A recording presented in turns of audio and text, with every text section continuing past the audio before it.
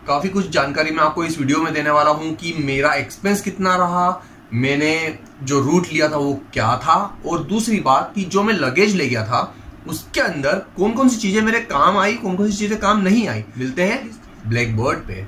Black नहीं है, white है। मैंने जर्नी स्टार्ट की थी 2 अक्टूबर 2020 को इंदौर से, और पहला जो हॉल्ट किया था पहले दिन का वो था जयपुर। 560 किलोमीटर मैंने उस दिन राइड की। उसके बाद में गए हम संगरूर पंजाब। डे 3 में हम डलहौजी पहुंच चुके थे, हिमाचल, मतलब जो कि चौथी स्टेट थी मेरी राइड की। और इसके बाद में पहुंचा सतरुंडी। सतरुंडी पे हमने की थी कैंपिंग सचपास से ठीक 12 किलोमीटर नीचे। और सचपास की जो राइड थी वो कितनी टफ थी इस बात का अंदाजा आप इसी से लगा सकते हैं कि वो 12 किलोमीटर करने में हमें लगे थे पूरे 2.5 घंटे। उसके बाद में हम किलार पहुंचे। किलार से हम सीधे गए तांडी, जहाँ पे है पेट्रोल पंप फेमस, जिसके आगे 360 किलोमीटर तक लद्दाख में कोई पेट्रोल पंप नहीं है, सीधा आपको लेह में ही पेट्रोल मिलता है। उस पेट्रोल पंप से हमने पेट्रोल फिल कराया और पहुंच गए केलोंग। केलोंग में हमने बिताई रात, और अगले दिन हमें पता चला कि लद्दाख खुला है। लद्दाख तो हमारी लिस्ट में था ही नहीं। हम निकल लिए लद्दाख के लिए। हम पहुंचे सरचू। सरचू में ब्रिज टूटा हुआ था जो कि 115 किलोमीटर तक केलोंग से, उससे आगे हम नहीं जा पाए फ्रेंड्स। वहां से 240 किलोमीटर ही बचा था बस ले, और 240 किलोमीटर से मैं चूक गया लद्दाख। सिर्फ चरण स्पर्श करके आया हूँ, क्योंकि सरचू है हिमाचल और लद्दाख की बॉर्डर, और ब्रिज टूटा होने की वजह से वापस आना पड़ा। गाड़ियां नदी में से जा रही थी, क्रेन खींच रही थी बड़ी गाड़ियों को, लेकिन छोटी गाड़ियां मतलब बाइक्स वगैरह उस नदी में से नहीं जा सकती थी, तो हमें वापस आना पड़ा। तो फ्रेंड्स हम आ गए सरचू से वापस केलोंग। केलोंग में फिर से नाइट स्टे किया हमने, और अगले दिन हम निकल पड़े चंद्रताल स्पीति के लिए। जी हाँ, केलोंग से लेके और ग्रम्फू तक का जो रास्ता है वो तो बहुत शानदार है, बहुत ही ज़्यादा शानदार। लेकिन ग्रम्फू से लेके और चाचा चाची ढाबा और उसके आगे चंद्रताल, ये जो एरिया था ये पूरा ऑफ रोड था, और भाई साहब इस ऑफ रोड ने हमारी बैंड बजा दी। अगले दिन हम पहुंचे कुंजुम पास। कुंजुम पास पूरी राइड का सबसे बेस्ट एरिया था। तो दोस्तों कुंजुम पास से हम निकले और अटल टनल के रास्ते होते हुए आप पहुंचे कुल्लू। मनाली में हम नहीं रुके। कुल्लू से फिर हमने नेक्स्ट डे राइड की 580 किलोमीटर और पहुंच गए दिल्ली के पार बामनी खेड़ा, जो कि 100 किलोमीटर पहले आता है आगरा से। और नेक्स्ट डे हमने बामनी खेड़ा से 780 किलोमीटर की राइड करी, सीधा आप पहुंचे इंदौर, और यहाँ पे हमारी जर्नी होती एंड। टोटल लगे इस जर्नी में 11 दिन। इस जर्नी में टोटल किलोमीटर मैंने क्रॉस किए थे 3560 किलोमीटर। जी हाँ, 3560 किलोमीटर इन 11 डेज। मेरी गाड़ी ने माइलेज दिया 40 का। इस सब में जो मुझे खर्चा आया है वो आया है 12,422 रुपए मात्र। तो फ्रेंड्स आप सोचेंगे इतना सा खर्चा। पेट्रोल के पैसे लगे मुझे 7,512 रुपए। रूम का किराया जो मुझे लगा वो 2,650 रुपए रूम का किराया लगा। नाश्ता जो मैंने किया वो 1150 का है। एक्चुअली मैंने इसमें नाश्ता ऐड किया हुआ है 100 रुपए रोज का। मतलब हम एक आलू का पराठा खाते थे और 2-3 चाय पीते थे। 30-40 रुपए में एक पराठा आता था, 15 रुपए की एक चाय मिलती थी, तो 3 चाय से हम ज्यादा पीते नहीं थे, तो 100 रुपए से कम ही होता था। वो एक्चुअल नहीं है 1150 रुपए, लेकिन आप 100 रुपए रोज का नाश्ता मान सकते हो। और जो मैंने खाना खाया है, हमने जो खाना खाया वो सिर्फ 1110 रुपए का खाना खाया इन 11 दिनों में। मतलब 100 रुपए रोज का हमें लगा, मतलब 200-250 रुपए में हमारा खाना नाश्ता हो जाता था। कहाँ कहाँ क्या क्या कितना किराया लगा मैं आपको बता देता हूँ। तो दोस्तों जब हम इंदौर से चले तो पहला हॉल्ट था हमारा जयपुर, जहाँ पे हमें 600 रुपए का रूम मिल गया। उसके बाद संगरूर पंजाब में हम ओयो होटल में रुके, 900 रुपए लगे वहां पर। डलहौजी में हमें लगे 600 रुपए। सतरुंडी में हमने कैंपिंग की थी तो यहाँ रहने का कुछ नहीं लगा। किलार में हमें 600 रुपए का रूम मिल गया था, बहुत शानदार रूम था। तो केलोंग आप पहुंचे। केलोंग में हमें मिला 500 रुपए का रूम, दोनों में बढ़ गया 250 रुपए पड़ा। सरचू पहुंचे, ब्रिज टूटा हुआ था, वापस आए, वापस केलोंग आ गए। केलोंग में उसी जगह पे रुके 500 रुपए के रूम में।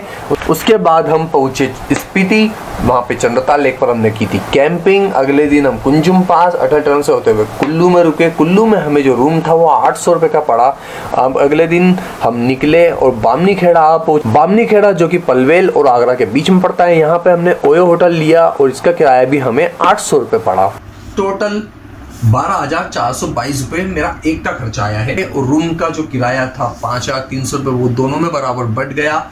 तो वो बिल्कुल आधा हो जाता है। तो फ्रेंड्स, ये था मेरा रूट मैप और एक्सपेंस। अब आपको ले चलता हूँ लगेज के ऊपर, उसमें से कौन सी चीज काम आई और कौन सी चीज बेकार गई, ये मैं आपको बताऊंगा। उस लगेज में क्या चीजें खास रही, क्या चीजें बकवास रही, वो मैं आपको इस वीडियो में दिखा दूंगा। ये है गम बूट्स, ये गम बूट्स है, ये बहुत काम आते हैं, लेकिन वाटर क्रॉसिंग होती तो हमें 1-2 वाटर क्रॉसिंग मिली जिसमें सिर्फ एक में ही मेरे पैर गीले हुए, बाकी तो सब इजीली क्रॉस हो गई, तो ये मेरे काम नहीं आए। ये एक एक्स्ट्रा लगेज बन गया था मेरे लिए। उसके बाद दूसरी जो चीज थी वो थी गैस कैन। ये एक गैस कैन 2 लोगों के लिए 2-3 दिन तक काम आसानी से कर सकती है। तो अगर आप लद्दाख जा रहे हैं तो भैया बहुत ठंडे तो ही 3 से ज्यादा कैन ले जाइए, वरना सिर्फ 2 कैन ही ले जाइए। 250 ग्राम की ये जो कैन होती है ये 2 लोगों के लिए 2 दिन तक आसानी से काम कर जाती है। और तीसरी जो चीज थी वो थी एयरबैग। भैया ये बहुत यूजफुल चीज है, बहुत अच्छा काम करता है कैंपिंग में, आराम बहुत अच्छा मिलता है। ठंड में अगर आप कैंपिंग कर रहे हैं ये फेल है। क्यों? क्योंकि इसके अंदर की हवा जम जाती है, ठंडी हो जाती है और आपकी पूरी पीठ ठंडी हो जाती है। आपके शरीर की सारी गर्मी ये सोख लेगा बच्चा। ठंड के माहौल में ये काम नहीं करता है और बहुत कड़क हो जाता है, इसको फोल्ड। ये बहुत सॉफ्ट है अभी, लेकिन जब चंद्रताल पे और सतुरुंडी पे मैंने कैंपिंग की थी, माइनस टेम्परेचर था वहां पर। चंद्रताल में तो स्नो जम गई थी हमारी गाड़ियों पे और टेंट के ऊपर, वहां पर ये इतना कड़क हो गया था। इसकी घड़ी इतनी बड़ी थी, ये जो इतनी छोटी सी घड़ी दिख रही है ना आपको, ये बहुत बड़ी घड़ी थी और ये डब्बे में ही नहीं आ रहा था। जिस जगह पे जिस स्थान पर मैं इसको रखकर ट्रेवल कर रहा था, ये उसी जगह पर फिट नहीं हो रहा था, इतना ज्यादा कड़क हो गया था। इसका वेट है 800 ग्राम। तो दोस्तों 800 ग्राम का इसका पंप हो गया और 1800 ग्राम का ये हो गया, तो टोटल हो गए 2 किलो 600 ग्राम, मतलब 2.5 किलो वेट आपको रखना है। और दूसरी बात, ये साइज देख लीजिए, इसका बहुत बड़ा है और ये पंप भी छोटा नहीं है, ये बहुत बड़ा है। और आप सोचेंगे नहीं भाई हम तो फूंक मार के फुला लेंगे, पंप नहीं ले जाएंगे। हाई एल्टीट्यूड पे आप इससे फूंक मार के फुला लेंगे, तो मैं बोल रहा हूँ आपको फुलाने के लिए आर्मी वालों को आना पड़ेगा। जी हाँ, आपके फेफड़े बैठ जाएंगे। वहां गाड़ी पे चलते चलते आपकी सांस फूल जाती है। ये जो तकिया है इसे फुलाने में आपको नानी याद आ जाएगी, इसे फुलाने की तो आप सोचना भी मत। तो ये थे माइनस पॉइंट इन 2-3 चीजों के, यही चीजें मुझे थोड़ी सी अखरी।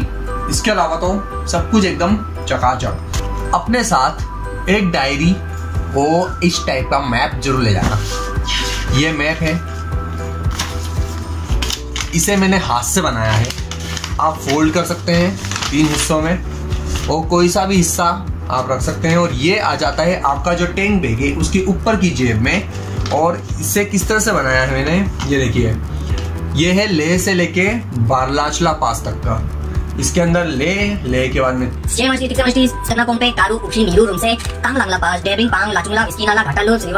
और बारलाचला, फिर उनकी एल्टीट्यूड फीट में भी और मीटर में भी, फिर kilometre kilometre kilometre kilometre kilometre. और उसके बाद जो पूरा मैप है मैंने एक एक चीज बता रखी, यहाँ से ये निकलेगा वहां से वो निकलेगा। तो ये चीज आपको बहुत काम आती है, मेरे ख्याल से ये अच्छा है। आप किसी को देना चाहते तो दे भी सकते हैं, रास्ते में अगर कोई भटक जाए आपके काम नहीं आए तो किसी और के काम आ जाएगा। और एक डायरी जरूर रखिए, बहुत काम आता है, बहुत काम आता है। अपना जो सामान है वो नायलॉन की रस्सी से मत बांधना। नायलॉन की रस्सी 2-4 झटकों में खुल जाती है, जैसे जैसे आप गाड़ी चलाएंगे आपका सामान खुलता जाएगा। आप यूज करना सूती रस्सी, ये कॉटन की रस्सी है और पतली है, बहुत मोटी नहीं, जो आपकी नायलॉन की रस्सी आती है वैसी ही। और ये करीब 20-25 फीट की है। पीछे की तरफ बांधता था, 2 बराबर हिस्से का लगता था और फिर तेज सामान के ऊपर पूरा लपेट लो, पूरा। ये आप जब तक खोलेंगे नहीं है तब तक खुलेगी नहीं। और एंजॉय कीजिए मेरे वीडियोस। फ्रेंड्स, मिलते हैं नेक्स्ट वीडियो में। Till then bye bye.